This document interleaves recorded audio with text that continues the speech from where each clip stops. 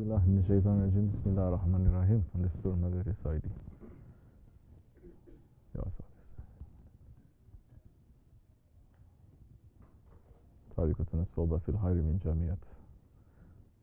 Sit down.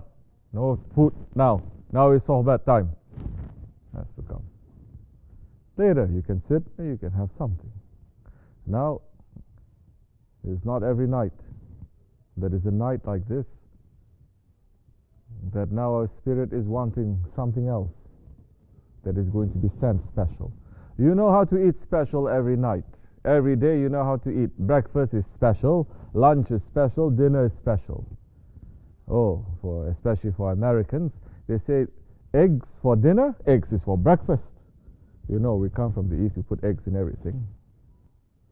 Eggs for breakfast, you know how to make special. Tonight is special. We're looking for something. Our spirit wants something.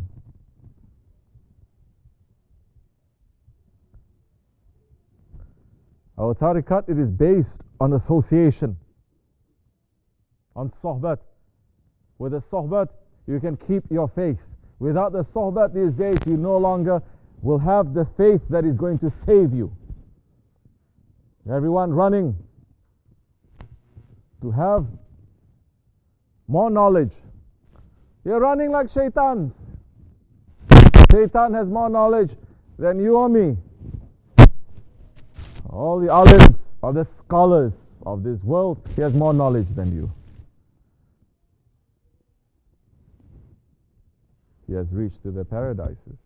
He has seen the angels. He was teaching the angels. He saw Adam Safiullah before the spirit was blown. And he saw Adam Safiullah when the spirit is blown, but he's too stubborn to acknowledge that Adam Safiullah, Hazrati Adam, Hazrati Insan, meaning is much higher than him. He's too proud. He said, no, from the outside, that kind of knowledge, from the outside, he knows the inside knowledge too. But what is preventing him from making that sajda, from accepting? He knows. Don't think he doesn't know. He knows what is in Adam alayhi salam.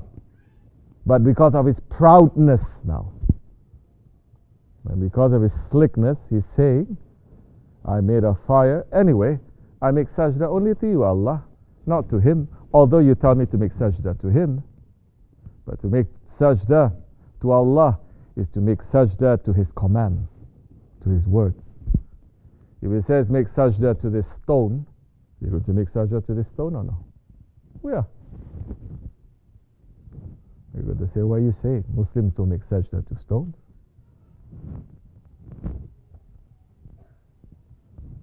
There is a Kaaba. We're making sajda.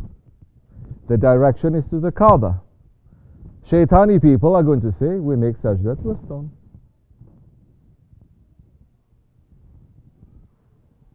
Why are you not going to say, why are you making sajda to a stone? Destroy that.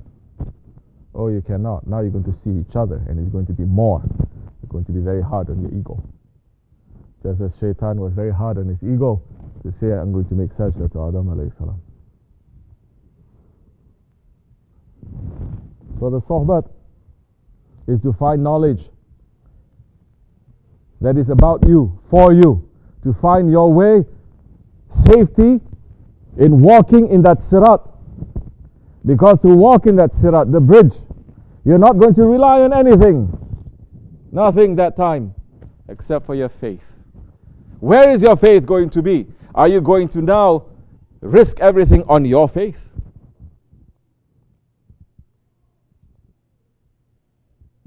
The intelligent people,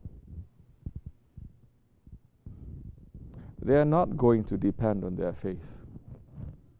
The intelligent people is going to depend on the mercy of Allah, not on their faith.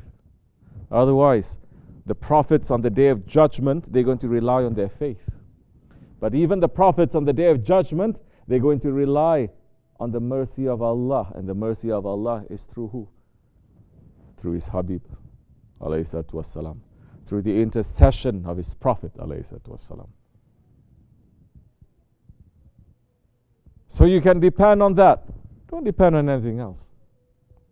It doesn't matter. Wahhabi is going to say you're kafir, you're this. It doesn't matter. Let them say until the judgment day. Their time is up anyway.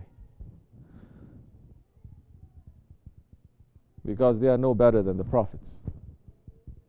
If the prophets on the day of judgment, they're relying on the shafaat of the prophet, then who are we living in this world? Who are we? So what is this night? What is this night of Mawlid? What are we supposed to do on this night? What is this night representing?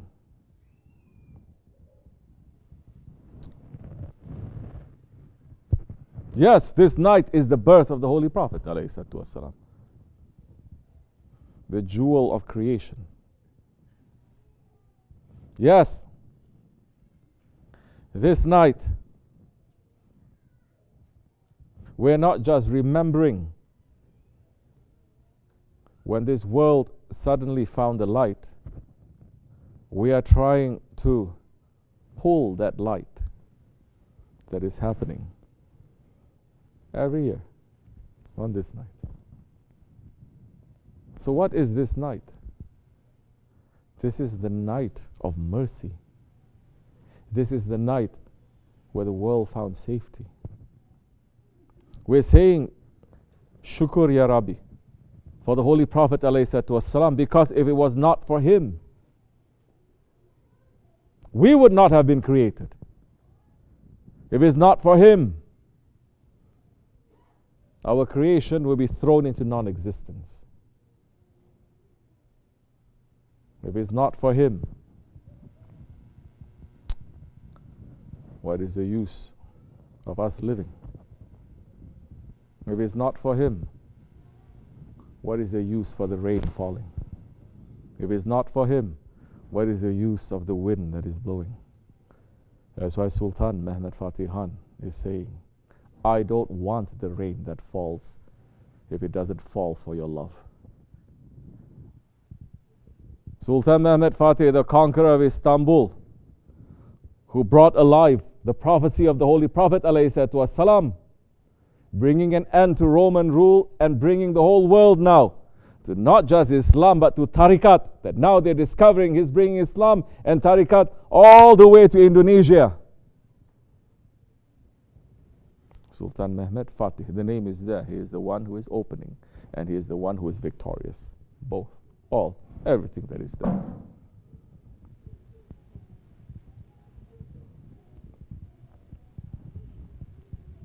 And he's saying, standing in front of Istanbul, he says, I will burn the whole of Istanbul just to get a smile from you. So for this night, we want that smile. We want that smile from the Holy Prophet ﷺ.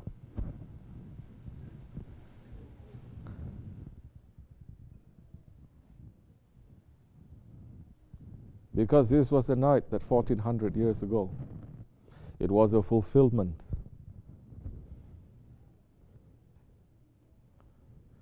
of a promise that was made thousands of years before, since the time of Adam, Safiullah. This was the fulfillment of a promise that Hazrati Adam, he found his shafaat and his safety and his forgiveness. When after 300 years standing on one leg on the Mount of Serendip in Sri Lanka, where he was sent to this world separated, his wife was separated from him, she was crying for him. He was not crying for her. He was crying for Allah. He was separated from Allah. She was separated from him. And he was standing, begging for Allah's forgiveness. After 300 years, he's saying, for the sake of Muhammad ﷺ, forgive me. Everything was forgiven. When was Adam ﷺ and when was the Holy Prophet ﷺ? You can say maybe 5,000, 6,000 years past. He was asked, how do you know of this one? He said, because when you have blown the spirit into me, and when I opened my eyes, and the base of your arsh was right over me, and I saw written down, La ilaha illallah Muhammadur Rasulullah. La ilaha illallah Muhammadur Rasulullah. And I say the name that is joined to your name. That one must be very beloved to you. And I ask for his sake.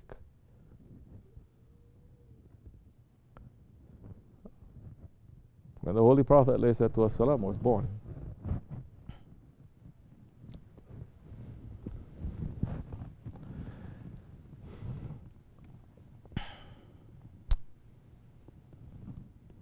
the world entered into a new era of mercy and forgiveness and ease.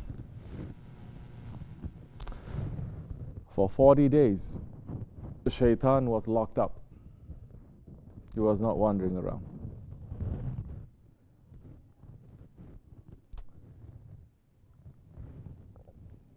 The lights from the heavens to the world, it was turned on, and everyone was there to be witness to it. When he was born, the whole of the paradises and this world rejoiced, except for mankind. When he was born, those ones who were waiting for him, they were happy.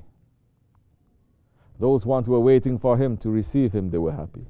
Those ones who were waiting for him because they were envious of him, they were very sad. Because now they say, Haqq has appeared and falsehood has fallen. Falsehood will fall.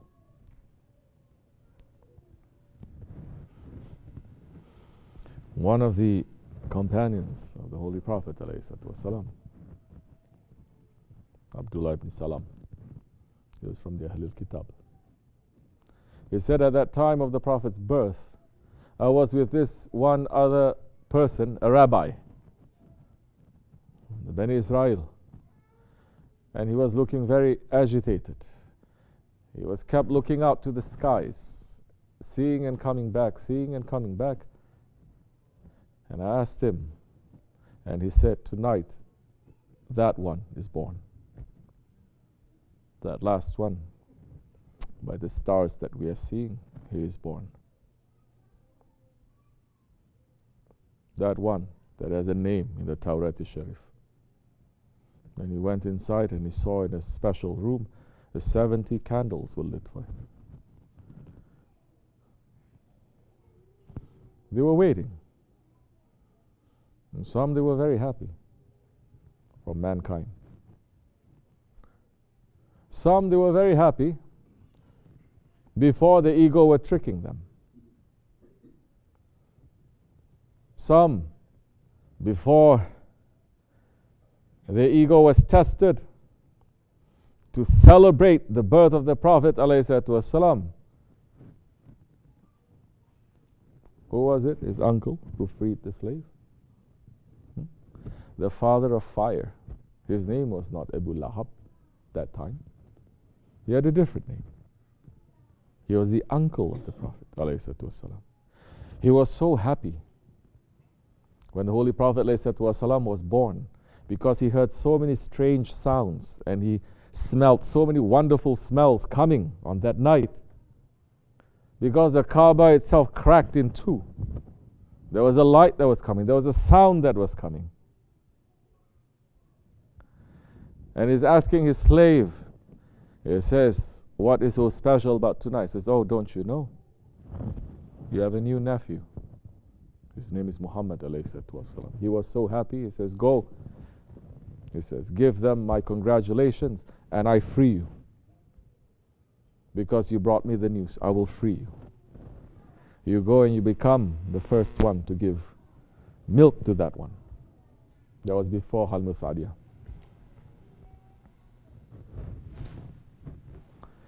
So his name was before Father of Fire. After he became the Father of Fire, Abu Lahab, because he celebrated the birthday of the Prophet ﷺ, he said, oh,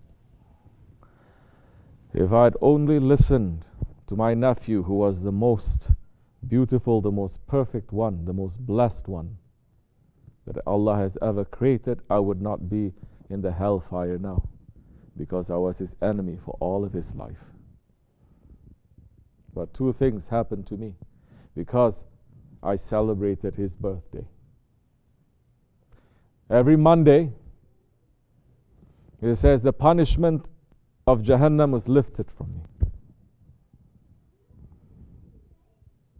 And I'm able to take my fingers and put into my mouth, and the cool water is giving me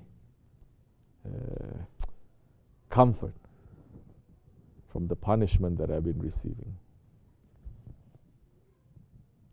Understand now, to the one who is named the Father of Fire, that he celebrate the birthday of the Prophet ﷺ. You can say he was one of the most deadly ones to the Prophet ﷺ. But because he celebrated it and he was happy, mercy reached to him every week. Should we wait for one day in the year to celebrate his birthday? Celebrate his birthday every day. It's okay, make the Wahhabis to go crazy. They're crazy anyway. Because now their head is saying, oh, we're going to build a city, you know. Wahhabis saying, what do you mean build a city? Yeah, build a city. Men and women, they can mix. This is haram. No. During Prophet's time, men and women, they were mixing too. It's okay. Now even their time is up, because that one becoming more shaitan. Even they get confused. You understand? If they're not holding on tightly to their child, they're going to get even more confused. They're going to come to hak. So tonight, yes, ask for that mercy.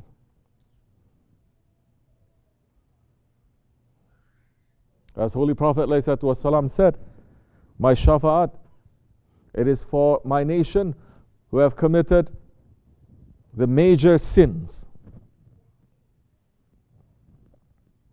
Don't say, oh, I don't commit any major sin, so I don't need his shafa'at. In reality, those who are completely against his shafa'at are going to say this, because he's saying, my shafa'at is for those who commit the major sins. Because everybody is saying, I'm a good one. But Holy Prophet ﷺ is saying, most likely, especially in the Akhir Zaman, you're all going to commit the major sin. And the most major sin in Islam is what? Is shirk, which is the opposite of La ilaha illallah. Is shirk. It was so serious that he said, the shirk, it is more difficult to detect than a black ant on a black rock in the darkest part of the night. That means it's very difficult for you to detect. It's there, but it's difficult. You want to try to understand this and to try to get rid of it. This is why tariqats, they were given to mankind. That they're going to sit down in the darkness where everything is dark, everything is covered, and they're going to sit very carefully to look what is there, what is this. It's shirk, it's partnership. Don't think the shirk, it is worshipping others now. No, the shirk of the Akhir Zaman, it is worshipping yourself.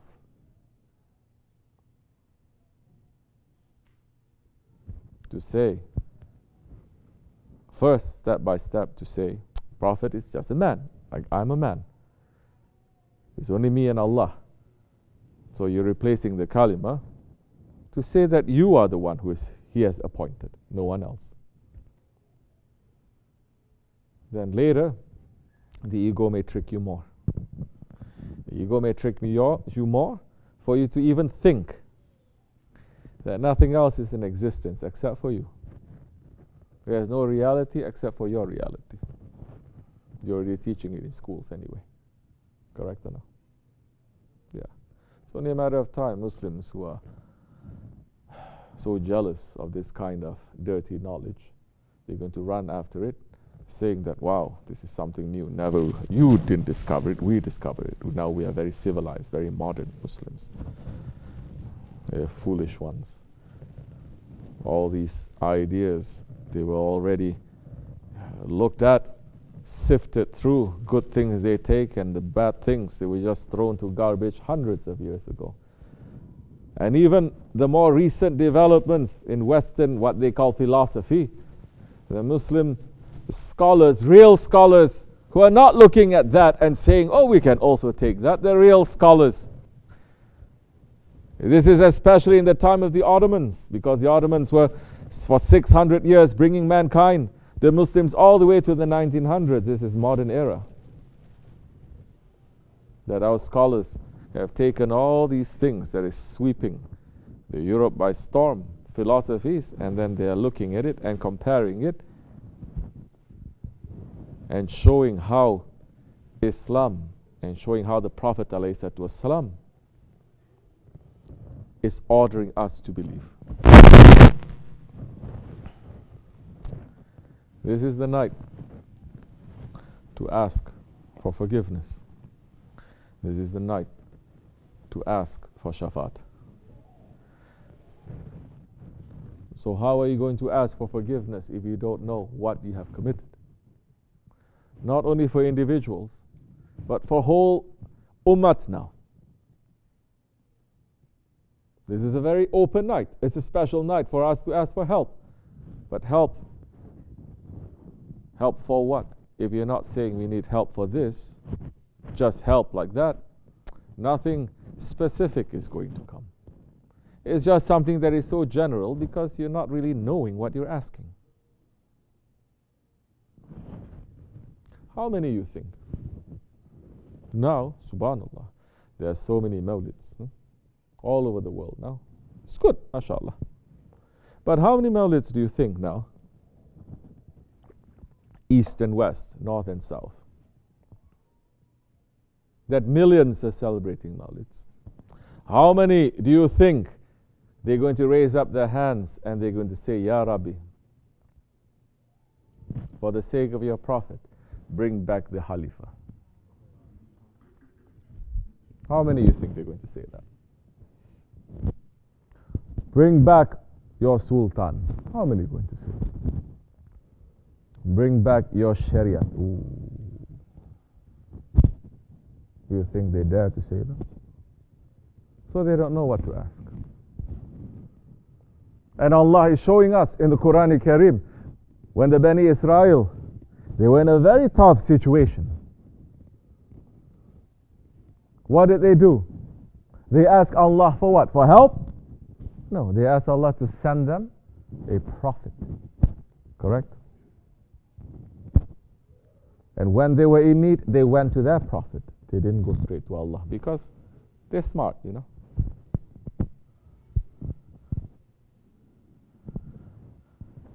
So now, how is His mercy going to appear in this world of complete tyranny if we're not asking for the shadow of Allah on earth to return? So there's no coolness now. The shadow is going to bring you coolness in the burning sun. You don't want the shadow of Allah. Now all you're going to get is the full force of the heat. I dare them to say that. More than that, those calling themselves Muslim leaders, I dare them to say that in front of their parliaments. I dare them to say Bismillah ar-Rahman ar-Rahim. To ask Madad from Sayyidul Kainat and to say, bring us back the Sultan, bring us back the Khalifah. They cannot, because that was one of the conditions. They say, we bring you up there, you cannot speak things like this, okay? You can talk about other things, you cannot speak like this. They say, okay. And now we are seeing it. Those who are higher up with worldly power, those who don't have worldly power, claiming to have spiritual power, they must say this.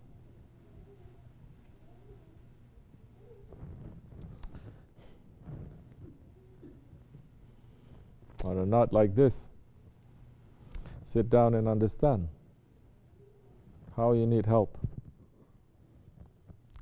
in your life. He is the one that the mercy, it is never ending, that has been given from his Lord. So sit and say, Ya Rasulullah, don't worry, he's listening to you. He is amongst us. He is inside of us. Say, I have this problem. I have this problem. I have this problem. Before you do that, sit and think about your problems. Is it worthy to be presented to the Holy Prophet ﷺ? That time you're going to come to realize, oh, my problems, 100% is about dunya. It's not about ahiret. Your dunya is going to be in trouble if you don't fix yourself with ahirat. If you fix everything with ahirat, your dunya is not going to be any problem at all. Even when it is hard, it's not going to be a problem. You're going to be able to carry it. You're going to be able to understand the hikmat, the wisdom, and you'll be able to understand the mercy of Allah beyond that. You're not going to lose hope. Your faith is going to become stronger. Just like the Sahabi Kiram. So you're going to check, what is it? What is the problem now? Your problem is, my connection now, it is not strong. My intentions, they are not too clean. My actions, I want to make them to become more powerful. My manners, I'm asking you, you're the one that Allah subhanahu wa ta'ala has sent to turn our hearts. I'm asking you, turn my heart. Fix with your ahirat. Fix our ahirat. In a night like this, the dunya will come easy. You're running after your dunya, it's going to be fixed. Definitely. It's going to be fixed, but it's going to break down again. You're going to fix it, 10 things are going to break down. You fix it 10 things, 100 things are going to break down. Never ending. You're just going to chase. Because that is the nature of dunya. Those ones who are chasing after the dunya, Allah says what? Run away from it. If mankind is chasing after you, run away from it. Give it a little bit and run. Give it a little bit and run. So they will keep running. They will forget about it. Those who are running after ahirat, it is ordered for the dunya to run after those ones, to serve them. Before you know it, you'll see things are easy, opening up here and there. Those who are trying to run in the way of ahirat, but your dunya, it is not fixing itself. Fix yourself. Understand where the problem is. Especially if you're murids. It is very clear. You're just being stubborn. Fix. You are very passionate about fixing your dunya, but when it comes about things of ahirat, oh, Allah will understand. It's okay. Allah is merciful. Oh, Shaykh will pray for us. You're not stubborn about the ahirat at all, huh? With that kind of faith, we cannot be saved. Definitely. May Allah forgive me, inshallah. May Allah forgive all of us. We're asking to be clean ones. We're asking to be sincere ones.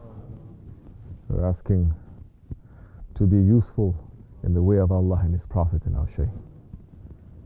We're asking for hypocrisy to leave us. We're asking to be with sincere people.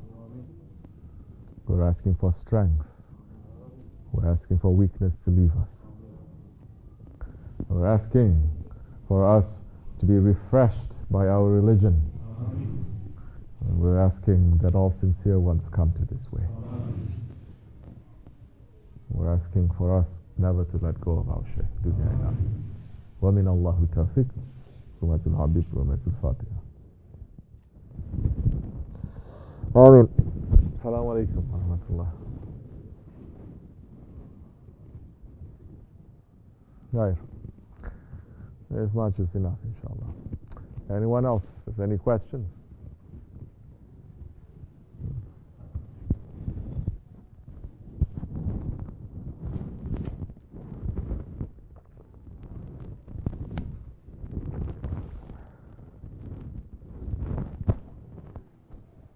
I will see you tomorrow. Fatiha. Assalamu alaikum.